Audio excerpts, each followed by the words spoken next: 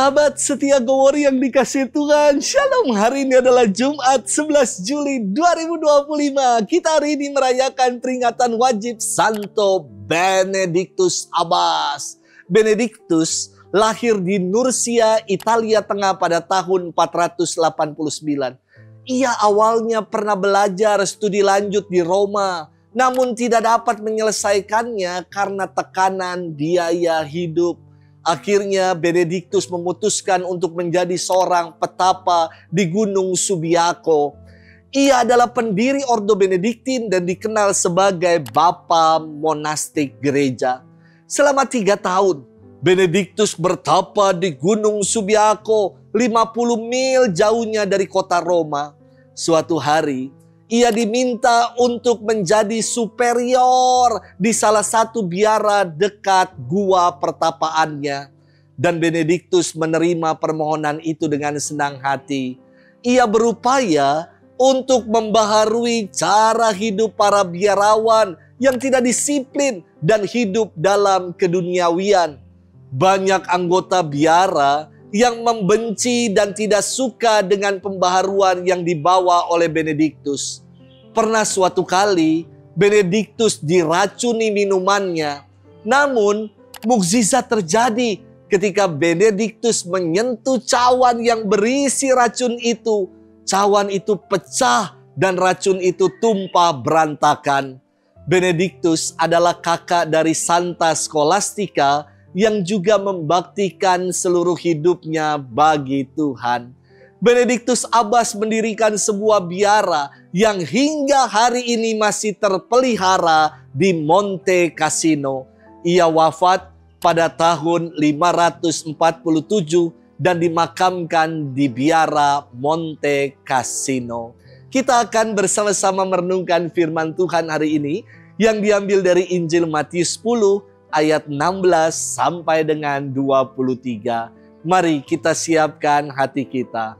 Haleluya, haleluya, haleluya, haleluya. Roh kebenaran akan datang dan mengajar kalian segala kebenaran. Ia akan mengingatkan segala yang telah kunyatakan kepadamu. Haleluya, haleluya, haleluya, haleluya. Tuhan bersamamu dan bersama rohmu. Inilah Injil suci menurut Matius, dimuliakanlah Tuhan. Pada suatu hari Yesus bersabda kepada ke-12 muridnya, "Lihat, aku mengutus kalian seperti domba ke tengah-tengah serigala. Sebab itu hendaklah kalian cerdik seperti ular dan tulus seperti merpati. Tetapi waspadalah terhadap semua orang, sebab ada yang akan menyerahkan kalian kepada majelis agama dan mereka akan menyesa kalian di rumah ibadatnya. Karena aku kalian akan digiring ke muka para penguasa dan raja-raja sebagai suatu kesaksian bagi mereka dan bagi orang-orang yang tidak mengenal Allah. Apabila mereka menyerahkan kalian, janganlah kalian khawatir akan bagaimana dan akan apa yang harus kalian katakan. Karena semuanya itu akan dikaruniakan kepadamu pada saat itu juga. Karena bukan kalian yang akan berbicara, melainkan Roh Bapamu, dialah yang akan berbicara dalam dirimu. Orang akan menyerahkan saudaranya untuk dibunuh.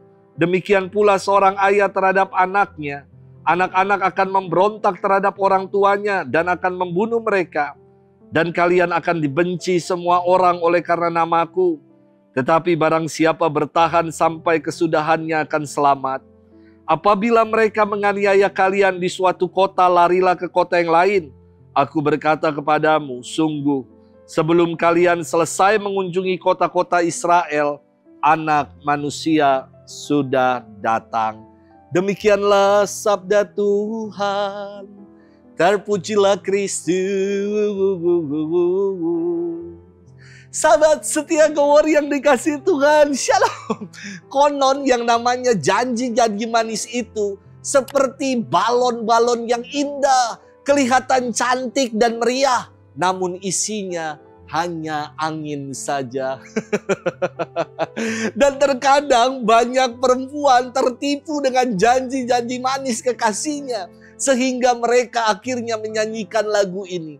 Dulu segenggam emas kau pinang aku.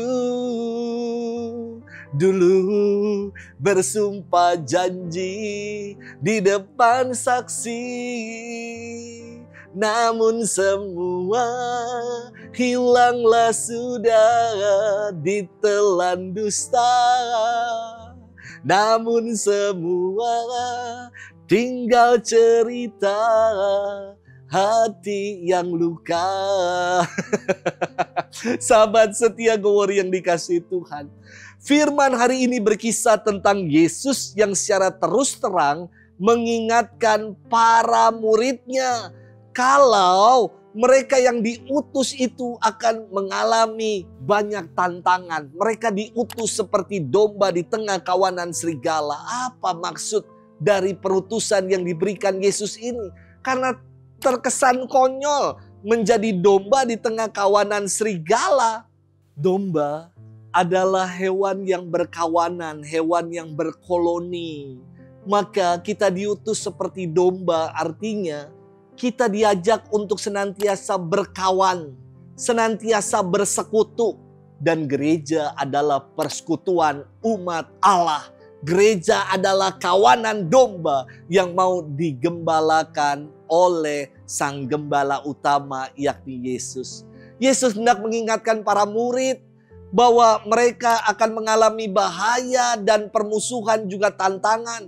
Untuk itu mereka harus cerdik seperti ular. Ular itu punya sikap berhati-hati dan bijak, namun jangan hanya cerdik saja, tetapi juga menjadi pribadi yang tulus seperti merpati yang mengedepankan kejujuran, dan merpati sebagai simbol perdamaian. Kecerdikan dan ketulusan diperlukan untuk menghadapi ancaman dan bahaya tanpa mengorbankan integritas para murid Tuhan, yakni untuk mewartakan kabar sukacita dan menjadi duta-duta perdamaian.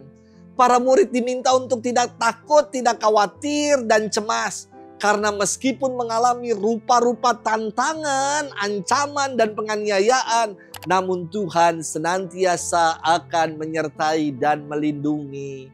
Sahabat setia Go-Warrior yang dikasihi Tuhan, diutus di tengah kawanan serigala merupakan peringatan agar domba-domba selalu waspada. Agar domba-domba mengandalkan persekutuan, kawanan, koloni.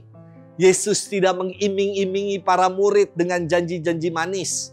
Ia mengingatkan para muridnya agar jangan sampai terlena dan terbuai dengan kesombongan dan hasrat-hasrat dunia yang membawa para murid pada kebinasaan. Semoga kita menjadi pribadi yang selalu waspada, cerdik sekaligus tulus. Selamat bermenung.